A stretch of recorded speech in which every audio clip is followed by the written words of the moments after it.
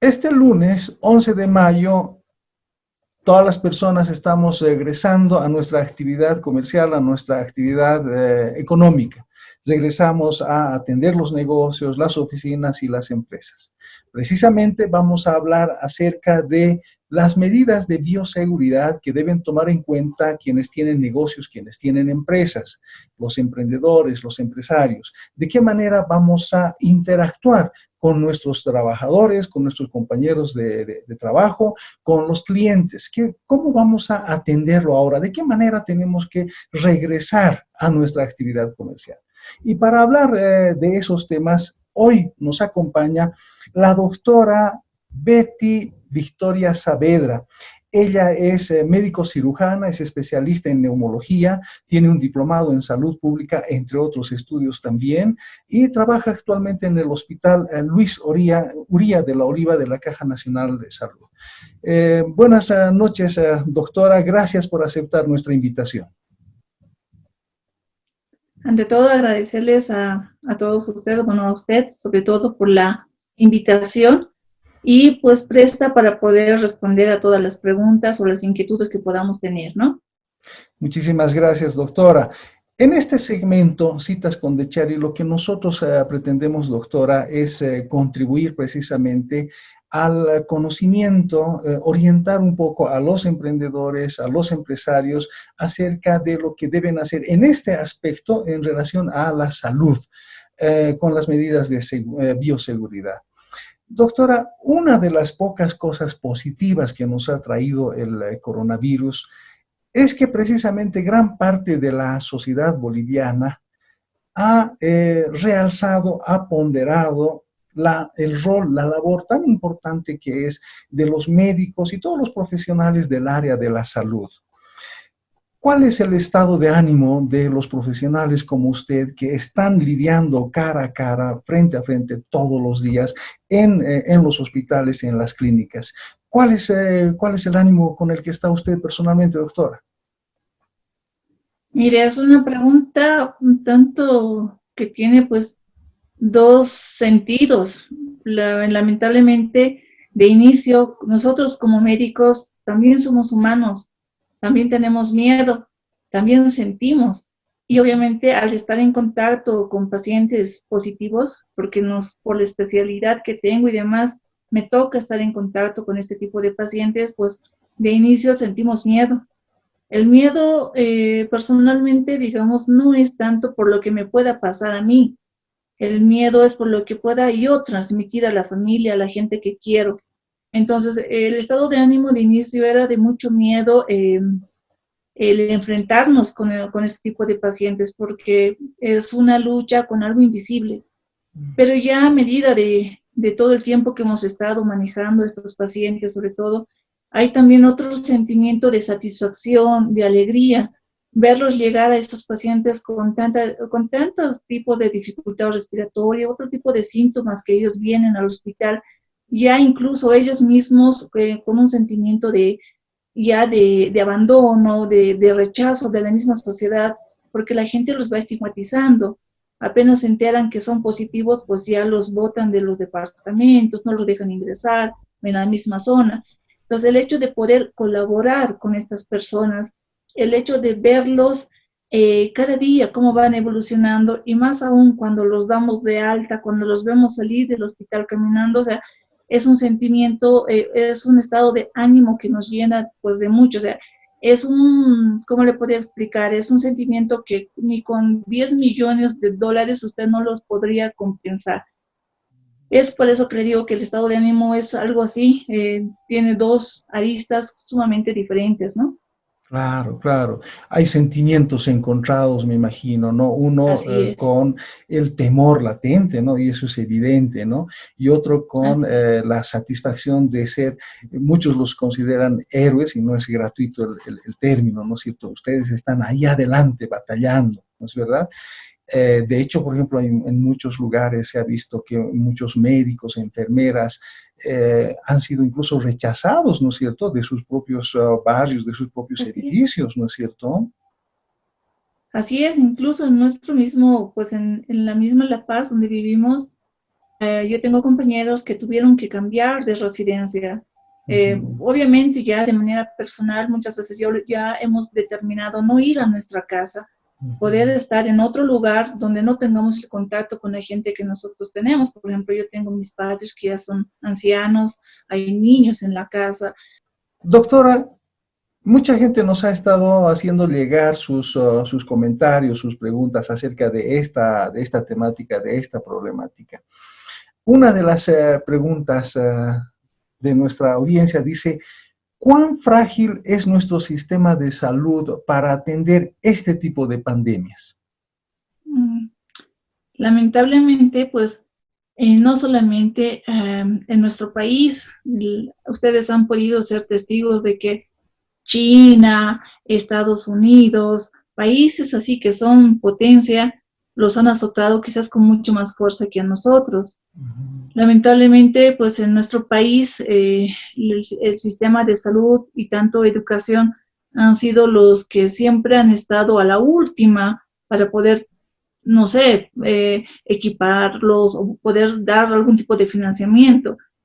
Nos damos cuenta en este tipo de situaciones, una pandemia que lamentablemente pues va de la mano con el refrán que dice que no hay mal que por bien no venga. Han tenido que morir tantas personas y demás para poder recién de alguna manera equipar algunos hospitales, contratar más personal, todo lo demás. Aún así es insuficiente. Nosotros vamos con una frase que dijo alguna vez un profesor mío que dijo que Dios era boliviano y eso no permitía que nos pueda azotar con la misma intensidad que azota a otros países. ¿Se imaginan ustedes que se hubiera presentado de manera local e inicial el coronavirus en Bolivia? No habría ningún sobreviviente, yo creo, porque no estamos preparados para nada. Solamente basta pasar por el servicio de emergencias del Hospital de Clínicas, que hace 30 años no ha cambiado para absolutamente nada, sigue colapsado.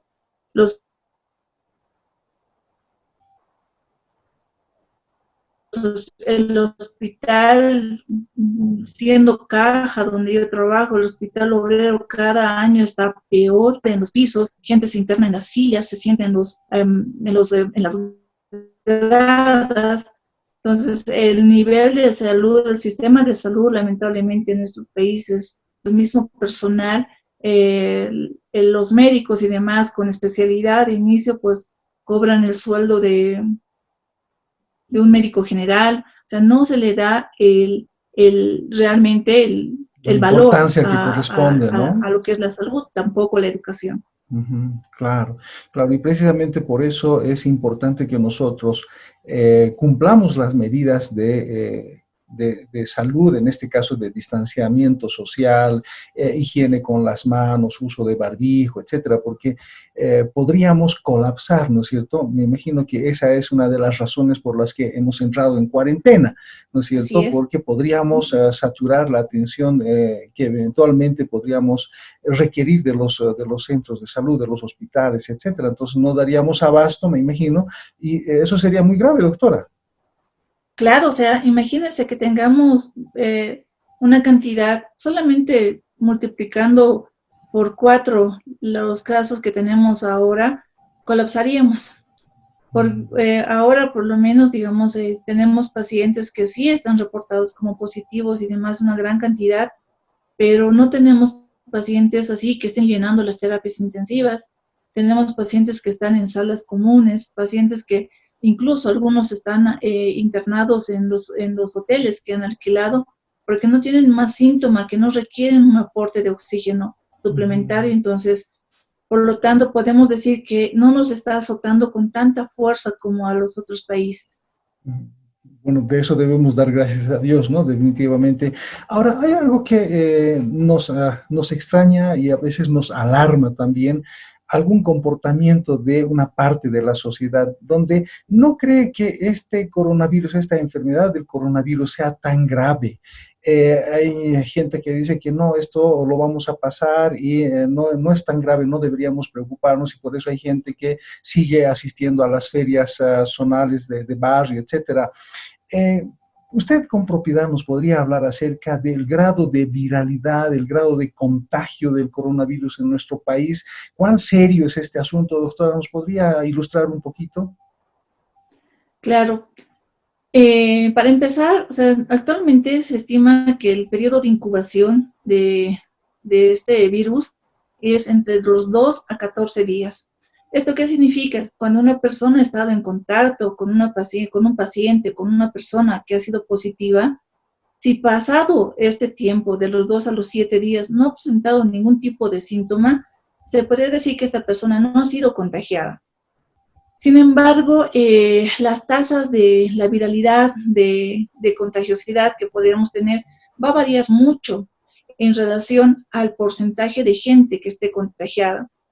A un inicio se decía pues que incluso la mortalidad solamente iba a alcanzar al 0.2% y la contagiosidad de igual forma no era con cifras tan elevadas. Hasta hace un par de días, el director nacional de epidemiología ha dado un reporte donde decía que la tasa de contagio para el COVID-19 era de 13 por cada 100.000 habitantes. Sin embargo, esta cifra va a variar. Por ejemplo, esta cifra es completamente diferente en el Beni, en Oruro y en Santa Cruz, donde presentamos alto porcentaje de personas contagiadas. Entonces, el nivel de viralidad en estos departamentos, por lo menos en lo que es el Beni, es 40 casos por 100 casos, por 100.000 casos de personas contagiadas. Entonces, los datos son similares tanto en lo que corresponde al Beni, Santa Cruz y Oruro. Si nosotros vemos los reportes diarios que nos da lo que es el encargado del Servicio Departamental de Salud, vamos a poder ver que son los 3 departamentos donde están presentando cifras mucho más elevadas. Cada día van presentando cifras mucho mayores al resto de los demás departamentos.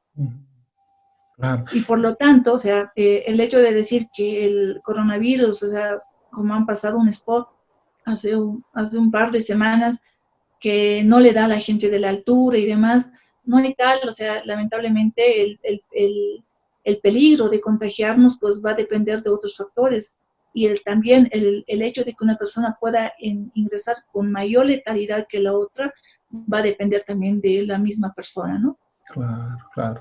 En resumidas cuentas, no es como para tomarlo a la ligera, definitivamente. Para nada, más al contrario, es algo serio. Es algo serio, solamente basta, yo creo, ni siquiera ver las noticias, si es que uno no tiene televisión, puede incluso escucharlo o de cualquier tipo de comentario ver. Hasta el momento hay más de 100.000 personas que han muerto. Increíble, increíble. De hecho, ya la muerte de una sola persona ya es... 100.000 claro, claro. No, le decía que la muerte de una sola persona ya pues es bastante dolorosa, ¿no? personas. Solo es la cantidad de gente que está muriendo, es porque no le va a dar a una persona joven, que no le da a los niños. O sea, yo pienso que también, o sea, falta solamente escuchar las noticias para podernos dar cuenta que hay gente joven que ha muerto. O sea, recientemente han reportado un subteniente de la policía que no tenía otro tipo de comorbilidad, no tenía ningún otro tipo de antecedente patológico a nivel respiratorio para poder pensar que esa fue la causa de su deceso. Sin embargo, miren, o sea, no es que solamente estén muriendo gente vieja, gente mayor, gente joven, niños. Entonces, no es algo para tomarlo a la ligera.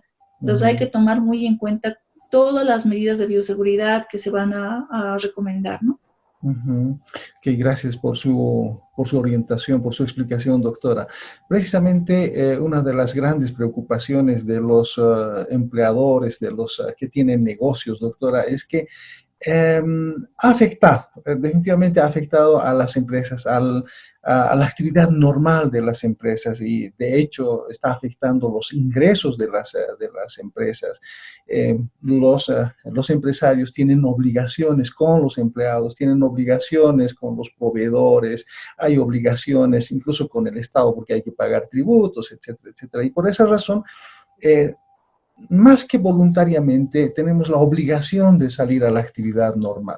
Sin embargo, y esto es lo importante y para eso también le hemos invitado a usted, doctora, ¿qué medidas de bioseguridad debieran considerar los empleadores, quienes tienen negocios, para un caso, para la interacción con los compañeros, con los trabajadores, y para otro caso, con la gente que visita los negocios. ¿Cuáles deberían ser las medidas mínimas de bioseguridad, doctora, que usted podría recomendar? Mire, vamos a sonar como a disco rayado, vamos a repetir lo mismo que están reportando en todos los canales y demás. El distanciamiento social es algo muy importante, porque el distanciamiento nos va a ayudar a que nosotros podamos prevenir contagiarnos. 2 metros es lo que recomienda la Organización Mundial de la Salud. 2 metros de distancia nos va a ayudar bastante a que nosotros no nos podamos contagiar. Además de tener el distanciamiento social y demás, lo que tenemos que recomendar, ya sea a los trabajadores de las empresas, incluso a la clientela, a la gente que esté en la calle, absolutamente todos, nos vamos a tener que acostumbrar a usar los barbijos o lo que conocen como los tapabocas, porque de esta manera nosotros, si hay una persona que está resfriada y demás, va a toser, no va a botar las gotitas cuando uno tose, que obviamente que nosotros no lo vemos porque son microscópicas estas, entonces no vamos a evitar esto. Es muy importante el lavado de manos. El lavado de manos tan frecuentemente debería de esto de convertirse en un hábito, así como a veces hay personas que, ¿cómo le puedo decir?, se persignan al pasar el cementerio o hacen algo, una actividad que se ha convertido en un hábito, ¿ya? Deberíamos de convertirlo algo así, el lavado de manos. El lavado de manos no solamente para esta pandemia, sino para todo tipo de enfermedades. El cólera, que ha pasado hace mucho tiempo atrás, ya es una enfermedad que igual con el lavado de manos, son muchas de las enfermedades, igual que el H1N1, todas las patologías que son sumamente contagiosas, nosotros las podemos prevenir lavándonos las manos. El distanciamiento social, el uso de los barbijos, el lavado de manos que sea tan frecuentemente, va a ayudar a que de esta manera nosotros podamos prevenir. Obviamente, ya en una área de trabajo, en una empresa y demás, lo que se tiene que tener en cuenta es tener procesos de limpieza y de desinfección. Esto nos va a ayudar mucho a que nosotros podamos también evitar, porque tenemos que tener en cuenta que el virus no solamente va volando en el aire, el virus también va a ir y se va a quedar en una superficie, se puede quedar en mi ropa, se puede quedar en el escritorio y se puede quedar en cualquier otro tipo de estructura que nosotros podamos estar en contacto. Por lo tanto, el desinfectar estos ambientes o estos equipos con los que uno pueda estar en contacto directo, no va a hacer daño limpiar, digamos, el teclado y demás, más al contrario, tener higiene y además estar en ambientes ventilados va a ayudar bastante a que nosotros como nivel de bioseguridad podamos cuidarnos a nosotros y a nuestro entorno también. Gracias, doctora. Un detallito quiero hacerle la consulta. Hay gente que está utilizando los tapabocas, los barbijos de material común, de tela común, a diferencia de los quirúrgicos. ¿Es indistinto el uso de este tipo de barbijos o es mucho mejor utilizar los barbijos quirúrgicos, doctor? Es mucho mejor usar los barbijos quirúrgicos, porque tenemos una gama, así les mencionaría para describir los barbijos que tenemos nosotros en el ámbito hospitalario, pero ya para la parte, digamos, en la de la comunidad, en el ambiente laboral y demás, el barbijo quirúrgico nos va a proteger bastante porque las fibras, la tela de la cual está elaborada este barbijo es muy diferente pues a la tela, no sé, que uno podría conseguir en la casa, porque hay que considerar que el tamaño del virus es muy pequeñito. Entonces, es tan pequeñito que tenemos que formar una barrera por la cual no pueda atravesar este. De nada me sirve tener un barbijo de tela donde tenga los poros sean grandes, obviamente que no los voy a ver a trasluz y pueda ingresar el barbijo. Y hay que tener mucho cuidado también con el uso del barbijo. No es pues para las 24 horas. Lamentablemente a veces los dotan de barbijos quirúrgicos a los empleados y demás para las 24 horas o para las 12 horas. Hay que tener en cuenta que estos barbijos quirúrgicos ya van a tener un tiempo de vida de 2 horas. Ujú. Obviamente cuando uno respira más o habla más, se va a humedecer mucho más rápido. Apenas esto ya está húmedo y hay que desecharlo. Y nunca lo tenemos que tocar por acá adelante, siempre tocarlo por acá, por la liga o por el sujetador que tenga, porque hay que considerar que la parte más contaminada es la parte que está adelante. Entonces, por lo tanto, hay que tener muy en cuenta que el barbijo quirúrgico es suficiente. Tampoco es recomendable que usen los N95 y demás, que eso ya es para otro tipo de actividades. Claro, muy bien, gracias. Sumamente interesante los consejos de usted. Ahora, ¿es recomendable el uso de los guantes?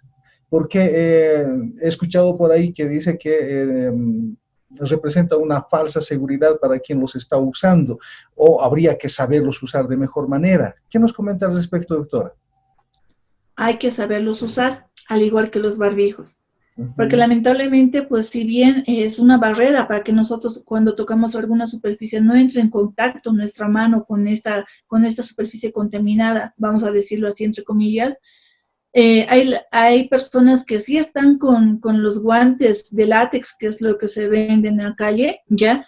Y se van a comer sin quitarse los guantes o van tocando superficies con los guantes que están contaminados. Entonces, no es una barrera si lo vamos mal a utilizar. De Ujú. igual forma, digamos, hay mucha gente que lamentablemente, como es el látex, el material del cual está elaborado estos guantes, ha provocado reacciones alérgicas. Y por lo tanto, y la misma humedad, el hecho de que yo esté, digamos, 2 horas con el mismo guante y la transpiración y todo esto hace que provoque humedad y esa humedad va a provocar también infecciones en las manos. Por lo tanto, pues hay que saberlos usar. No puedo estar con los guantes las 12 horas, 6 horas y demás. Además, es mucho más recomendable tener las manos y lavarnos frecuentemente. Incluso, mucho más recomendable que usar el alcohol en gel es lavarse las manos con detergente y con agua y de manera mucho más seguida. Es un hábito que ya, bueno, muchos ya hemos adoptado, ¿no? Al margen de lo tradicional, ya tenemos que ser mucho más exigentes con este aseo de las manos, especialmente, doctora. Ahora, si hay dentro de la empresa, de la oficina, de la tienda, etcétera, si un empleador nota que el empleado suyo tuviera algunos síntomas del COVID-19, del coronavirus, ¿qué es lo que debería hacer el empleador, doctora? ¿Qué recomienda usted? Ya. Primero vamos a explicar cuáles son los síntomas propios de Por este favor. cuadro. Principalmente algo que caracteriza esto es la tos seca, ¿ya? El dolor en la garganta, la dificultad para poder respirar, lo que va a conllevar a que tengan cansancio, va a tener fiebre el paciente y vamos a asociar también a estos síntomas que acabo de escribir el dolor de cabeza, ¿ya? El dolor de cabeza que muchas veces en algunos pacientes, eso lo tenemos que como que tomar muy en cuenta. Uno piensa que todos los pacientes van a tener tos, van a tener dolor en la garganta, van a tener fiebre. Yo les puedo asegurar que he tenido en todo este tiempo que hemos estado manejando pacientes con COVID, un porcentaje de todos los que hemos manejado ya solamente tuvo dolor de cabeza. No tuvo fiebre, no tuvo tos, no tuvo dolor de garganta, no tuvo ningún otro tipo de los síntomas que acabo de mencionar, solamente un dolor de cabeza inexplicable y como se presentan generalmente un resfrío, ya cuando hay dolor de las articulaciones, uno siente un poquito de malestar que puede remitir, o sea, que puede pasar eso de un día para otro. Entonces, todo esto va a conllevar a que la persona nos pueda a nosotros llamar la atención y sospechar de que ésta puede tener COVID. ¿Y qué hacemos nosotros como responsables de una empresa, de un comercio o de cualquier otro tipo de institución? Lo que tenemos que hacer, apenas nosotros hemos detectado a un paciente que tiene datos clínicos para sospechar en esto, hay que aislarlo. Hay que aislarlo, ¿ya? Lo que podemos hacer es nosotros ya ponerle los barbijos, si estamos en una institución, por decirles, no sé, en una tienda o algo así, o en un una empresa, lo que hacemos es, si la secretaria viene con estos síntomas, ponerle barbijo. Le ponemos barbijo y a la casa. Lo mandamos a la casa y en la casa comunicar que tiene sospecha de COVID. Y por lo tanto, en la casa este paciente tiene que estar completamente aislado. En lo posible, si nosotros no vamos a poderlo trasladar de manera inmediata a la casa, porque no podemos ir a agarrar y decirle, ya, se va a su casa como pueda, ya, tenemos que facilitarle los medios para que éste pueda llegar a su casa. O incluso ya lo que se puede hacer es mandarlo a un centro de salud donde se le pueda hacer un examen. Pero lamentablemente ya no en todos los centros de salud le van a tomar la muestra de manera inmediata. Tengo que ser clara y tengo que hablar con la verdad. Por favor. Muchos de los pacientes que han tenido síntomas para COVID, ya incluso siendo personal de salud, habiendo estado en contacto directo con pacientes positivos de COVID, no les han tomado la muestra. ¿Por qué razón? La explicación que dio el ministro. Únicamente se va a tomar la muestra a aquellos pacientes que presenten más de 2 síntomas. Y lo que les acabo de explicar, hay pacientes que solamente presentan un síntoma o no presentan síntomas claros de lo que es el COVID. Por lo tanto, ¿cómo nosotros nos cuidamos? Porque si yo tengo en mi empresa a un paciente sospechoso de COVID, corro el riesgo también de contagiarme y de que éste pueda contagiar al entorno. Entonces no voy a perder un empleado, voy a perder a muchos empleados. Por lo tanto, si apenas yo sospecho de uno, lo tengo que aislar.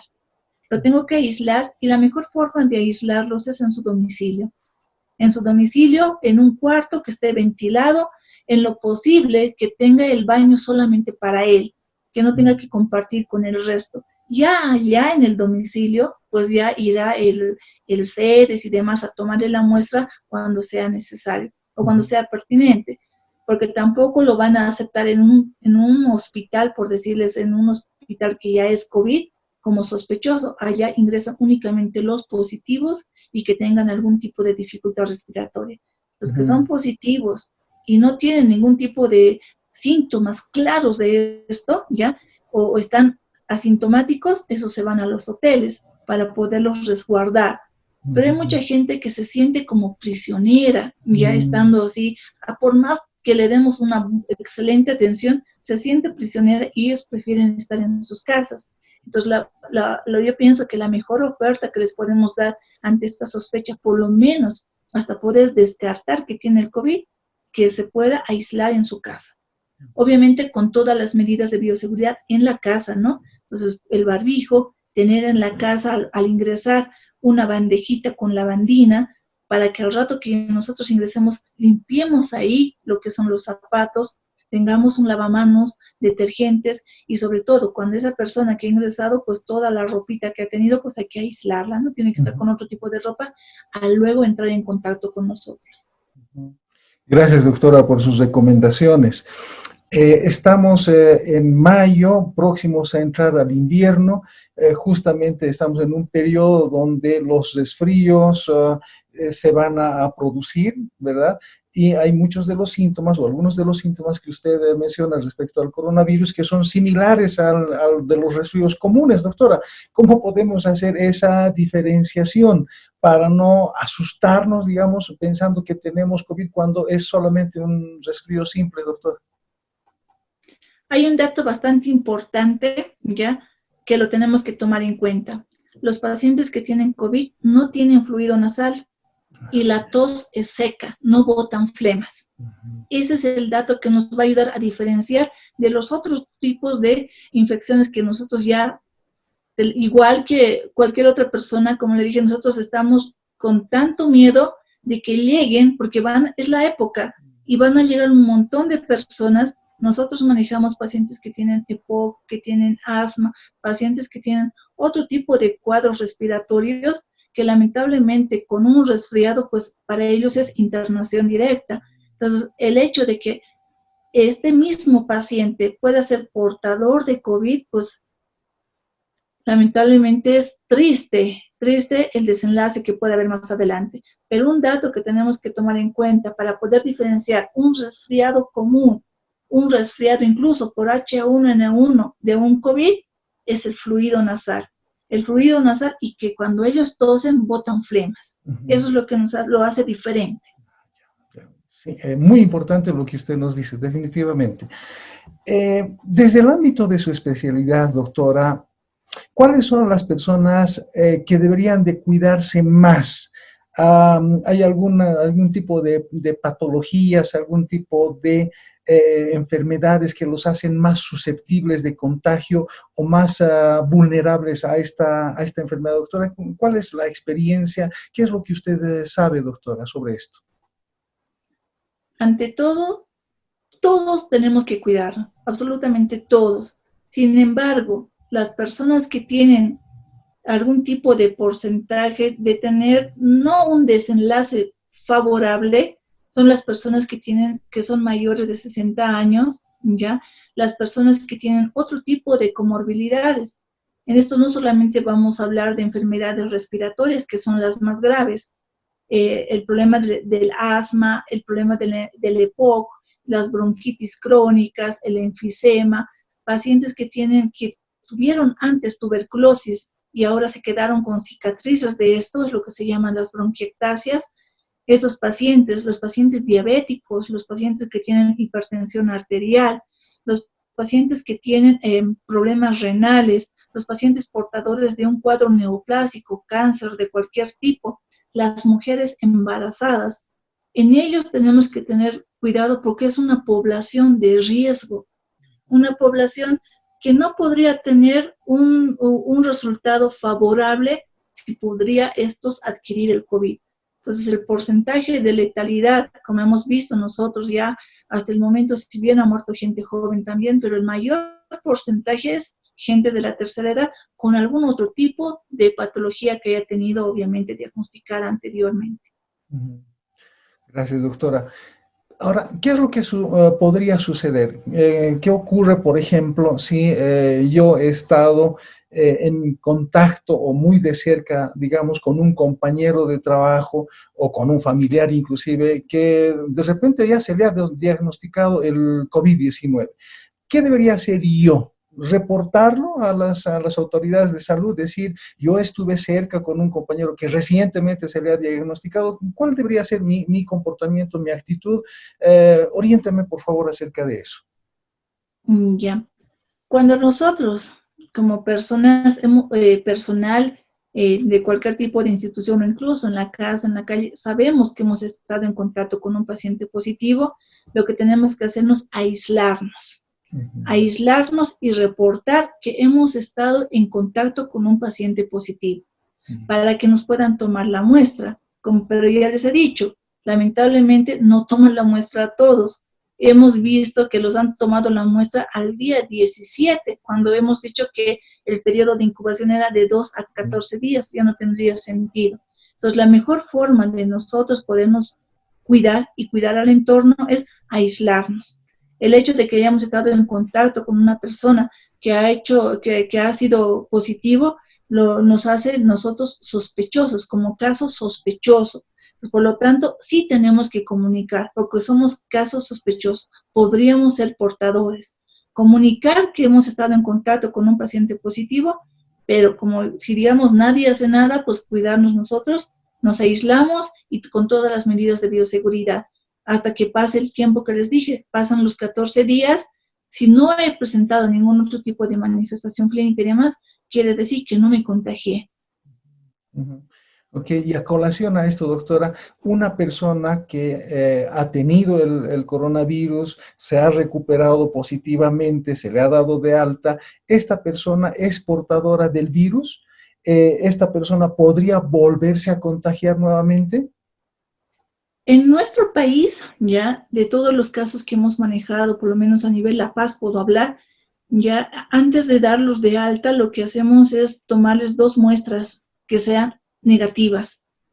Y entonces son 2 muestras que nos reportan negativas, ellos van a la casa y hasta el momento no hemos tenido ningún tipo de rebrote que diga que esa misma persona ha vuelto a presentar el COVID.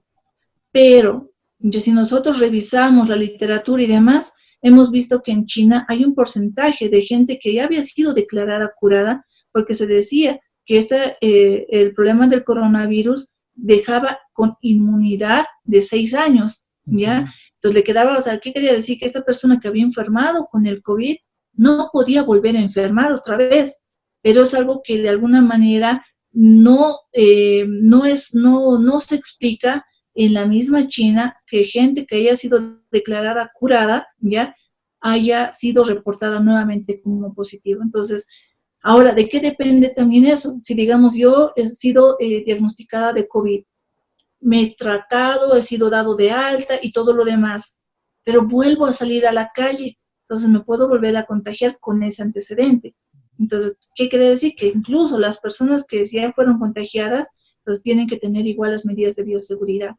Es una enfermedad nueva, no la conocemos, entonces no podemos hablar de alguna manera con 100% de seguridad qué es lo que va a pasar más adelante. Incluso con los manejos terapéuticos que estamos haciendo ahora, a nivel mundial todo es experimental. No hay nada con un resultado que nos diga que de aquí a 10 años esto sí va a funcionar. Y para que podamos tener la vacuna, que sería una forma de poder limitar todo esto, nos han dicho que va a estar recién entre 12 a 18 meses. O sea, imagínense, es un año.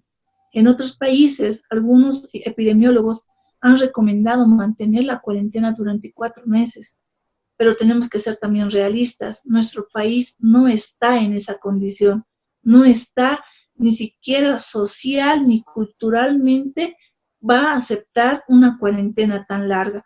Hemos estado en cuarentena un mes y hay mucha gente que tiene hambre. Y lamentablemente, esto uno puede decir, este señor es empresario, que no. Yo tengo muchos pacientes que son empresarios. Incluso ellos me han dicho, doctora, ya no, que si yo no vendo, si no saco esto, no hay. Entonces, no quiere decir el hecho de que uno tenga una empresa y demás pueda ser solvente, pues, para la eternidad. Esta enfermedad nos ha enseñado muchas cosas y una de esas, pues, ha tocado el corazón de absolutamente todos y ha visto, nos ha dejado ver a trasluz de que todos somos iguales, todos somos tan sensibles tanto a la enfermedad como al problema económico, así, pero todos iguales. Entonces, por lo tanto, si nosotros tenemos a una persona que esté en esa situación, lo que tenemos que hacer es eso. Así es que importante lo que usted dice, doctora. Definitivamente tenemos que convivir con esta enfermedad, adoptar nuevas prácticas de salud, de bioseguridad, etcétera. Hay algunas personas, doctora, que son un poco nerviosas ante esta enfermedad. Se recomiendan hacer pruebas particulares del COVID para que uno, digamos, pueda estar tranquilo. ¿Eso será importante? ¿Será útil? ¿O tal vez no nos servirá de nada, doctor? Lamentablemente, el costo de esta prueba es elevado, es carito. Ya, y por lo que les he mencionado anteriormente, yo, habiendo estado en contacto con un paciente positivo y no teniendo las medidas de bioseguridad, sospecho que soy portadora del COVID y espero que el CEDES venga a tomarme la muestra, pues me voy a quedar sin diagnóstico, como ya les he mencionado. Entonces, no los recomendaría al 100% por el factor económico, sobre todo, pero lamentablemente, pues, estamos optando incluso en pacientes hospitalizados para que se pueda apresurar el resultado, hacerlo de manera externa. Me gustaría que este examen tuviera un precio mucho más accesible para todos. Incluso yo soy de las personas que dice que hagamos la prueba absolutamente a todos, ¿ya? Porque ya todos estamos en contacto, no sabemos quién es positivo, quién es negativo. Miren lo que está pasando en Beni, lo que está pasando en Santa Cruz, es alarmante. Si nosotros hiciéramos las pruebas absolutamente a todos, ya podríamos ya tener la prueba del descarte. Pero si vamos a esperar que presenten 2 síntomas, pues es un tanto difícil. Lo único que espero es que no nos azote como a los otros países y que la gente se quede con los hábitos que hemos aprendido hasta ahora. A mí me da mucha alegría ver a los niños que cuando tosen se cubren con el bracito, se lavan las manos para todo, están con el barbijo. Entonces, muchas veces los niños enseñan a los viejos. Espero que los niños crezcan con ese hábito. Es una nueva generación que les ha tocado vivir cosas muy feas, pero espero que todas estas cosas feas que estamos viviendo les sirva más adelante a ellos, ¿no? Ok, doctora, le agradezco de verdad su tiempo, gracias por sus recomendaciones, gracias por sus consejos, gracias por ilustrarnos. Esta es una nueva enfermedad y su opinión, su punto de vista, su perspectiva como médico, como profesional de salud es muy importante para nosotros. ¿Algunas últimas recomendaciones, doctora?